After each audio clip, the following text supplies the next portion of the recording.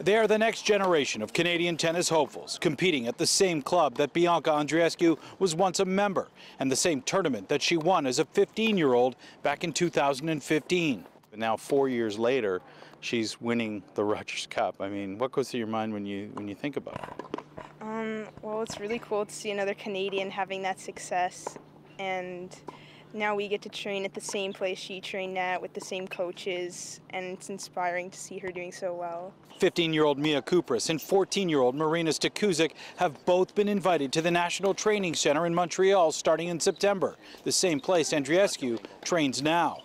If we're like kind of on the same path as her, maybe it could happen. Hopefully.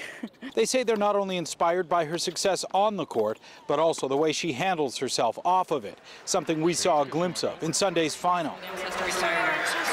Wow. A candid moment caught on camera. The veteran Williams wiping away tears after being forced to withdraw while being consoled by the 19-year-old Andreescu.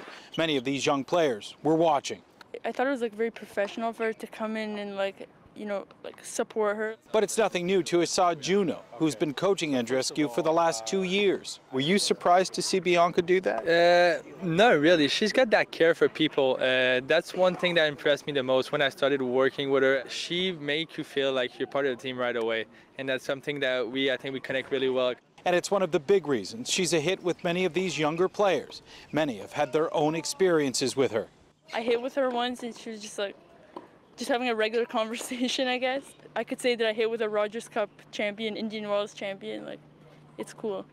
If only these young players could have the same meteoric rise that Andreescu has had. Just to put it into perspective, going into last summer, she was 182nd in the world rankings.